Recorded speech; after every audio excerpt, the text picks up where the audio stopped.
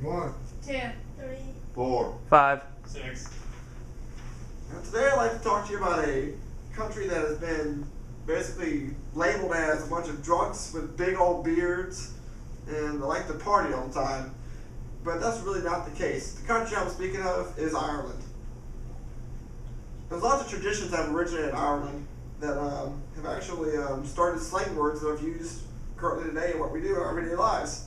For example, whenever Irish people get married, they cross their arms, just like this right here, and they wrap them in ribbon, and that is what's called tying the knot. So it says they're tying the knot, that's where it originated from the Irish culture. Women believe that different colored dresses will determine how successful their marriage was. If you look here, here's some of the things that people think will happen. That they'll think that if we're blue, it'll be true, gray, they'll live far away. Then is that what they actually believe happens, so they wear dresses accordingly to what they believe how things are going to go. Now for their veils that they wear, it's very unlucky to actually touch the veil and put it on yourself.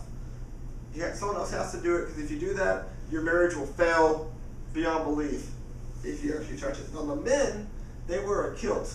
The thing, back in the olden days, men would wear a kilt made from the tartan of his clan members. And just like several other countries, Irish celebrate Easter, and it's not too different from how Americans celebrate Easter. The Irish are Catholic, and they celebrate Lent. For those of you who don't know what Lent is, let me tell you all about that a little bit. Lent starts 40 days before Easter, and they give up meat or something else that is cherished to them, whether it be playing video games, beer, or vegetables, whatever it is that they like to do, they give it up for Lent. Now, as a tradition, every Friday they will eat fish soup as a time of self-discipline and a reflection of what the Irish people had to be thankful for. The final week is the most important part of the week. It's called Holy Week, and that's when they fast for the most of the week actually, except for on Friday when they have their soup. And the Irish people on that Holy Week, they clean their house out, everything, get rid of all the old stuff, make it real nice and tidy, and this is called spring cleaning. The reason they do this is because the priest comes to their house and actually blesses their home as part of the Easter festivities. Now, unlike American culture, eggs are not eaten in Irish culture during Lent.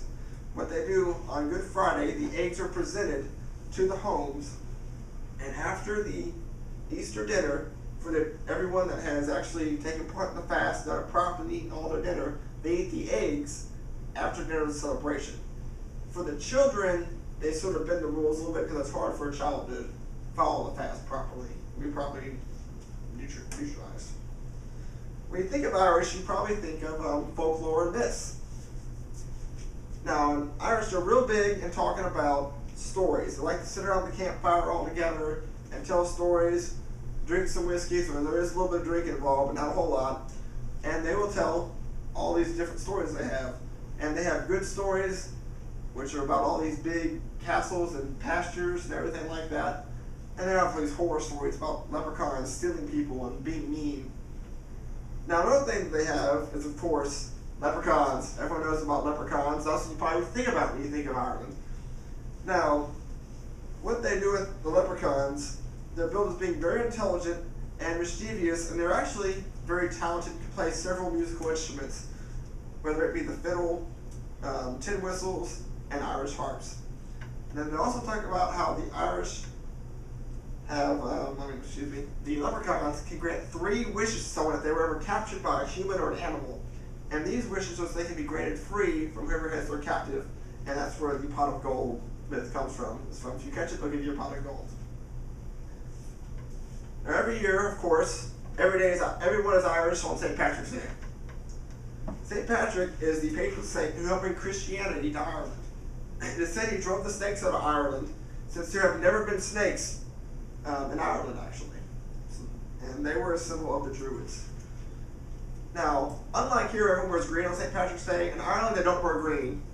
They actually wear clovers, and they just wear that all day. Wearing green and being pinched is not something that happens there. That's just totally an American thing. And now the reason they wear the shamrocks is to symbolize the teaching of the Holy Trinity. Now, we also have green beer here on St. Patrick's Day on most of the bars. That's another thing that they do not have over in Ireland. A few pubs here and there will have it, but most of them don't have it. And actually, pubs in Ireland were actually closed on St. Patrick's Day until the 1970s when they allowed them to be open. Now, we're also here, we have parades every year for St. Patrick's Day. These real big, gigantic parades. Well, the first parade was not held in Ireland until 1995. And they did that to help boost tourism because they didn't think it was going too well. It's like, hey, let's have a parade. More people will come here and celebrate St. Patrick's Day here. So they started having a parade then. So as you can see, the Irish people have a very unique culture that's not too different from ours, and not all the myths that you hear about them are true. They all have these big red beards and drink all the time. They actually just like to celebrate a patron bringing Christianity to their country, and this is just because they want to drink all day. That's why they celebrate.